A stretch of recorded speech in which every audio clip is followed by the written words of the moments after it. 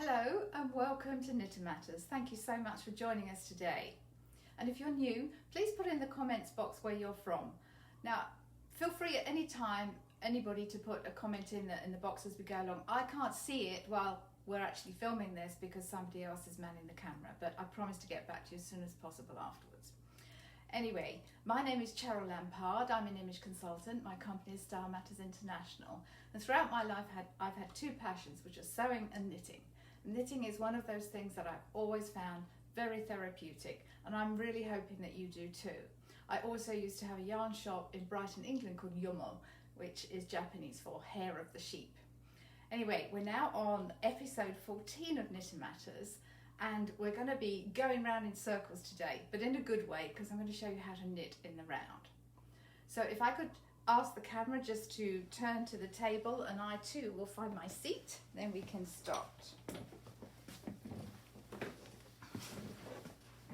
So I'm going to take my glasses off as well. So why do we need to knit in the round?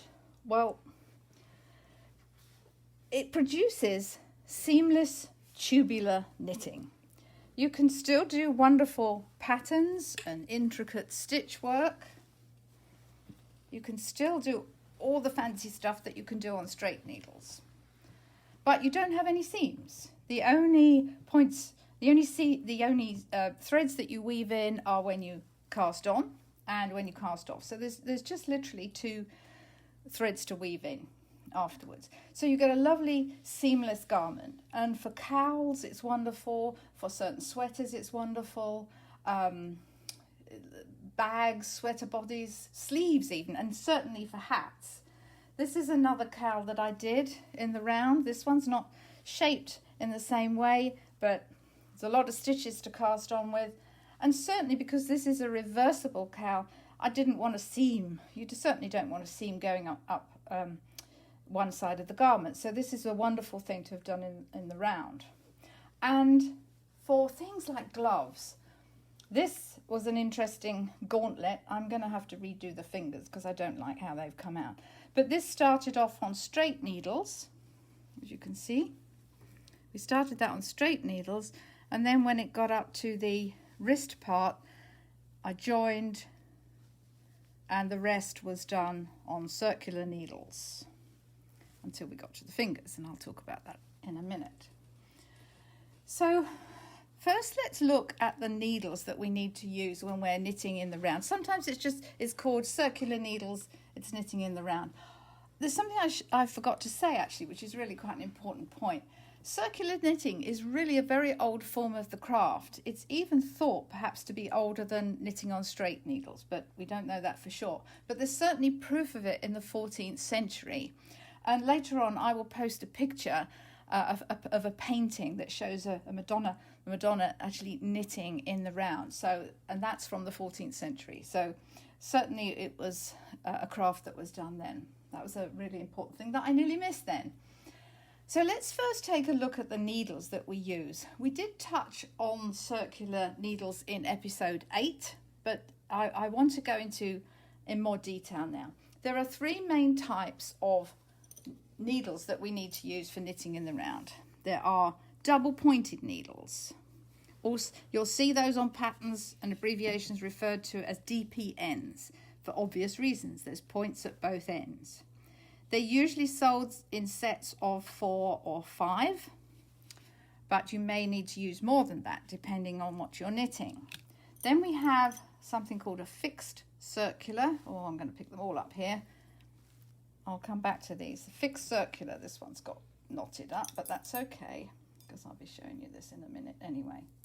These are where you have a cable or a cord and the tips, the knitting tips. Those are fixed. And needle sizes vary. The actual needle size, the tips that you're knitting with, that's the same as straight needles. But what the difference is the actual cable length. And I'll do it with another one because it's easier. The length of the cable, that's black, that's not going to show up for you. Let's try, third time lucky. The length of the cable, you're knitting your fixed cable needle is measured from tip to tip. Okay, so when you hear about it being a 24-inch long needle, circular needle, it actually includes the tips. Now, here's where sometimes the fixed cable needles aren't so good, because you need them, they're made in lengths anything from 9 inches to 60 inches, depending on the task that you need to do. The needle tips themselves are usually 4 to 5 inches long, but very small sizes have very small tips. So if you are using a 9-inch circular, remember that's your 9 inches. But several inches of that is going to be taken up by the needle tip. So you're not going to have much room for the cable. So if it's a very small circular needle, you're going to have tips that are probably maybe 2 inches long. They're a bit tricky to knit with, so you might prefer to use double point needles. But remember, when you're buying needles, they're actually measured from tip to tip. Okay. Yeah, I got caught out on that when I first bought them many years ago. I bought completely the wrong size because I assumed it was the cable length, and it wasn't. Now, the disadvantage of fixed cables is that you might need the same size needle, say a 3mm needle or a US 4, something like that. But you might need it in different lengths. So here I've got, these are exactly the same tip size in terms of knitting size, but one is much longer than the other because I needed it for a different project. So I found myself buying the same needle but just in different lengths. And, I didn't really want that. So the next type are interchangeables. And these are my favorite type of circular needles. This particular set, in fact, there's 2 sets there, because I've got really, really teensy tiny ones here. Really small for lace knitting, very fine, very tiny, lovely. And tiny cables to go with them. And then I've got sort of medium sizes and then much bigger sizes. And the joy of an interchangeable set is that you just change out the cable size, and I'll show you how to do that. This particular set, I like this very much. It's by a company called Chaogu, which actually in Chinese means skillful, crafty lady, which I quite like. But there are different brands and different types, and you can get them made of just about anything. Wood, aluminium, composites, carbon fibre, all sorts of things. Whether you are using fixed or interchangeable circular needles, there are 2 things to my mind that's really important. You want to make sure that the join here from cable to the needle tip is really smooth. That's got to be smooth. Sometimes they're not, and then you can snag your yarn and snag your knitting. It's very, very frustrating. The other thing is, while we're on the subject of this, these particular ones unscrew. They are an interchangeable. I don't use these as an interchangeable, actually, because I have found that these unscrew. It's a very nice needle to knit with, but they don't screw up. However tight you screw them, while you're knitting and moving around with them, I have found that these have unscrewed. And let me tell you, that's extremely frustrating when the thing comes unscrewed in the middle of your knitting. So I'm a bit careful about these. But you do want to make sure that join is very smooth. So whether it's bamboo or wood, you want to make sure that that's smooth there. The other thing you want to look out for is the cable itself. This is a kind of springy nylon cable. I don't love this because it stays kinked, and I'm not mad about that. When I'm knitting, it's sort of, okay, the weight of the knitting pulls it down, but I don't want to keep untangling myself. These particular ones are lovely. The cables have no memory in that they don't stay kinked. So if I screw them up and put them away like that, they come out beautifully straight. I don't have to steam them or unkink them. These are a nylon covered steel cable. They're lovely. I really like those. There are others, but these are my particular favorites at the moment. So when it comes to interchangeables, you want to look for something that really tightens up. Let me show you how this one works. So here's my red cable. I'm going to screw this on like that. Now, there's a little trick here. Good interchangeables come with a little tool, whether they're wood or different brands. They come with a little tool that's like a little T-pin, and that goes in that little hole there. Again, I look for that little hole if you're buying interchangeables, and that really tightens it up. It just helps you. I don't know how it works, it's magic, but it does. And again, when you want to unscrew it, put that T-pin in. I have never had these come apart when I'm knitting. And it's all down to this little tool. Sometimes it's a little key shape, but it just helps you really tighten that up. So you would do that on both ends. The other nice little thing with that hole there that you can see that I've just inserted the T-pin into is that you can thread in a fine thread and use that as a lifeline. Remember, we talked about lifelines in a previous episode. So when you're doing a tricky, complicated row of knitting, if you put another thread in there and weave it across, that'll come across your knitting as you knit it. Then if you have to pull out your knitting later because there's a mistake, you know that you go back to that complicated row. That's as far back as you have to go. So these are interchangeables. So that's the 3 different types. And I'm going to show you now how to use your different types of needles. One of the first things you need to do when you are knitting in the round is to check the length actually of your cable for your knitting. Let me come show you that first. So for instance, if you're knitting this, something like this, you don't want a cable that's super long. You need to have a cable that's actually, you see how long that is?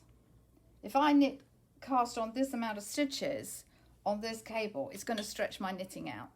I'm going to end up with something horrible.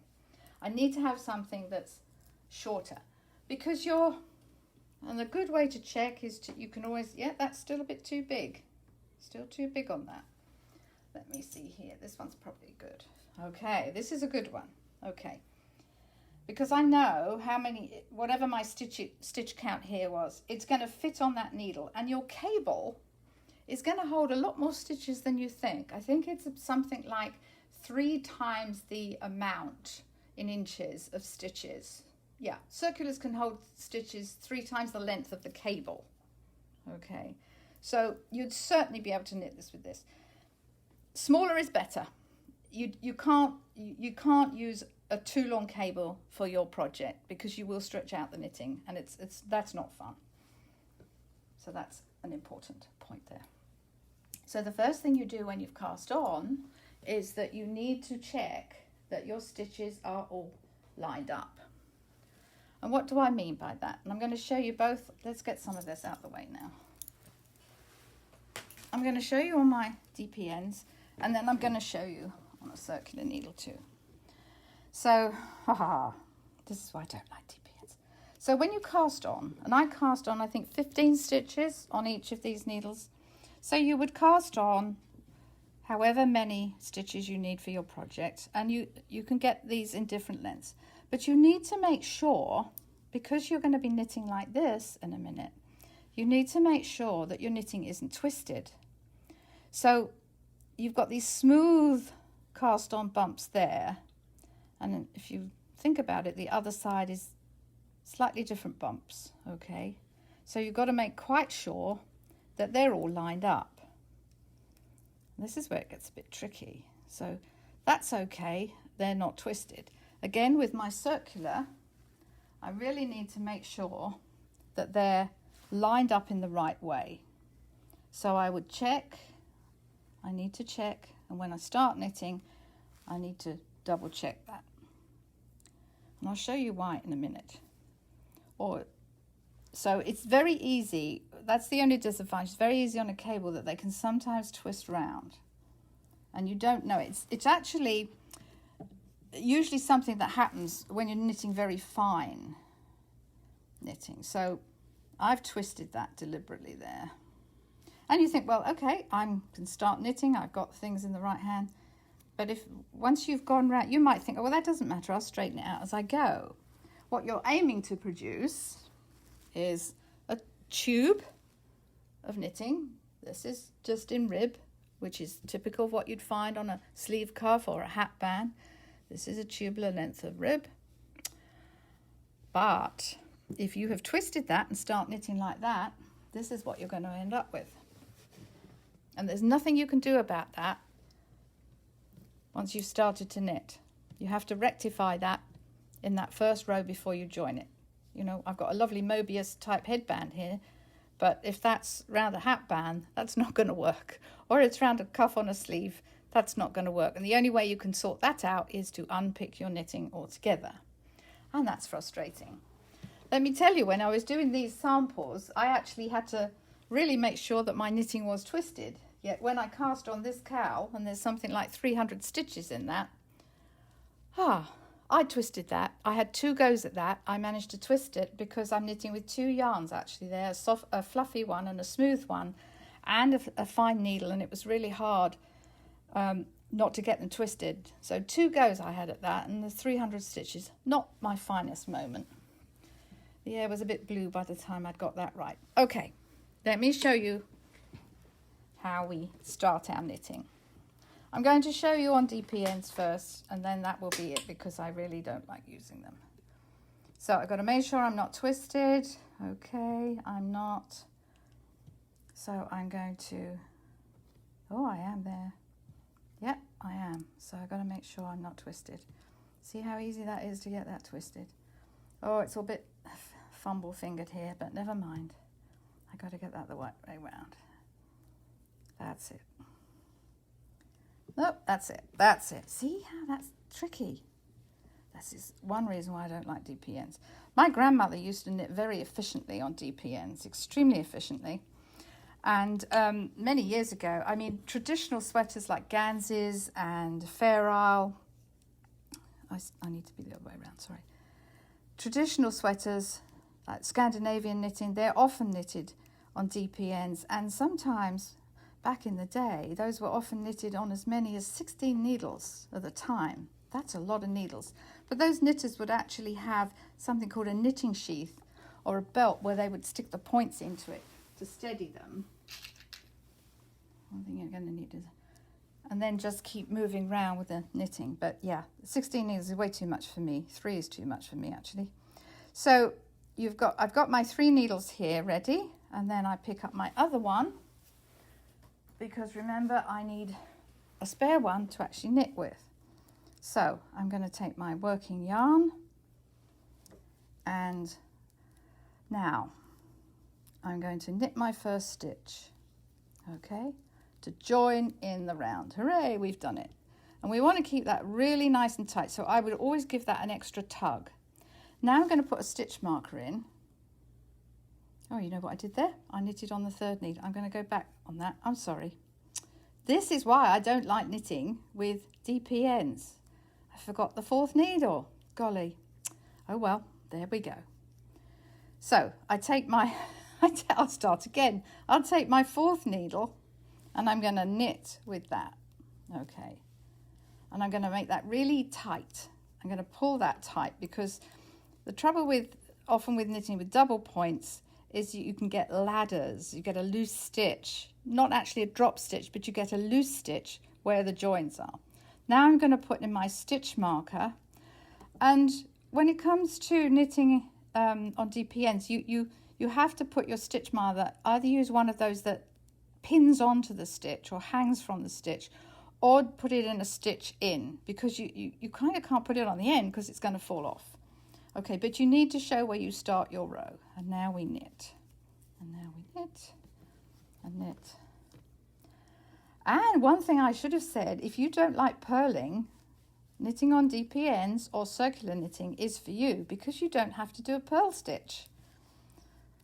you don't turn the knitting. So all your as you knit in the round, unless you're doing a different kind of fancy stitch, you just knit.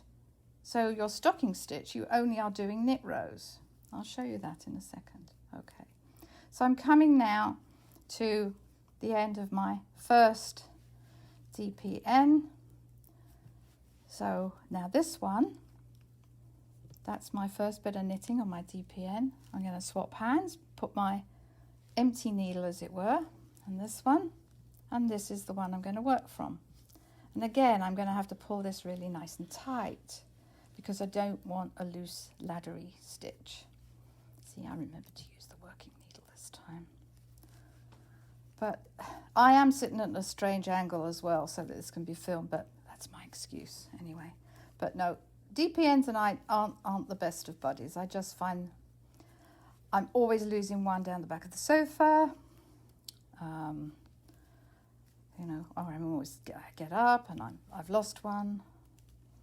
So how those knitters manage to knit with, you know, a dozen of these or more, I take my hat off to them. My grandmother was very efficient with DPNs, but I guess it's what you get used to. Okay, so there we go. And so on and so on. So you can see, once you get the first couple of rows on, it's a lot easier. It's just that first row that's a bit tricky, okay?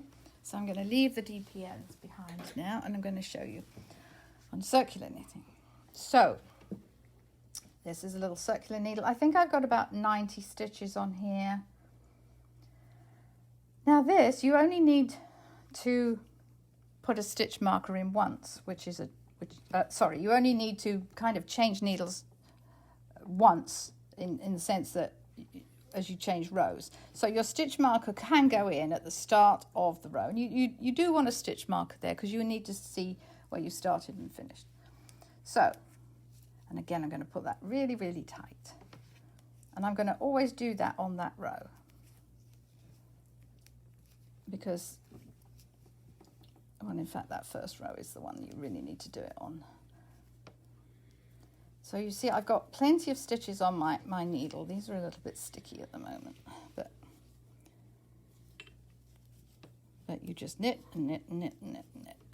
And I'm going to show you on another piece of knitting so you don't have to sit and watch me do all this. So you just keep knitting until you get to your stitch marker. And I'm going to show you something I did earlier on very big needles so that you can see. Let's get rid of that big ball. So when I said to you that you only have to knit, you do only have to knit. You still get purl on the wrong side. Look at that. But you're not turning anything round. You're not changing. You're not going from one needle to the other. You're not turning anything round. This is where I have to say, these lovely metal needles, I don't like them so much when they get really big. They tend to get a bit clicky, noisier, which I don't normally mind, but I'm not great with really big needles anyway. But I prefer, and because they're so nice and slippery and slidey, I find the yarn tends to run away with me. But that's a personal thing. I'll swap to a wooden one if I have to use big ones. Anyway, so we're coming up to our stitch marker here. And all you do, so that's where I started. And you can see there, and you worry about that later. But this is the start of my circular knitting. I just slide that across one needle to the other and carry on.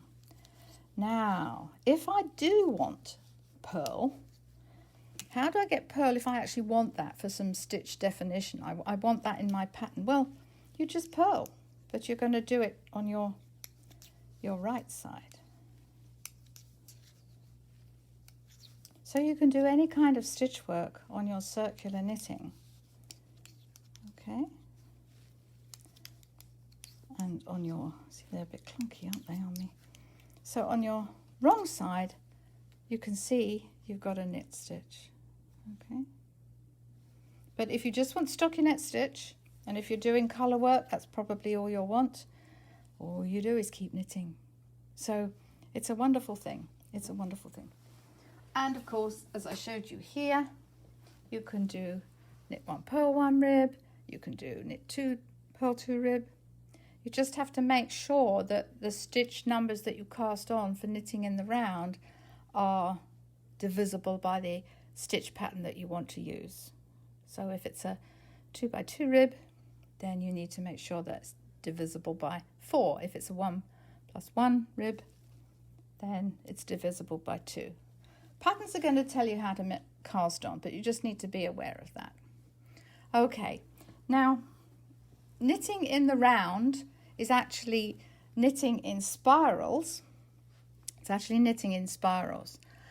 And although knitting in the round is a wonderful thing, it does give rise to some little issues that you don't get in flat knitting.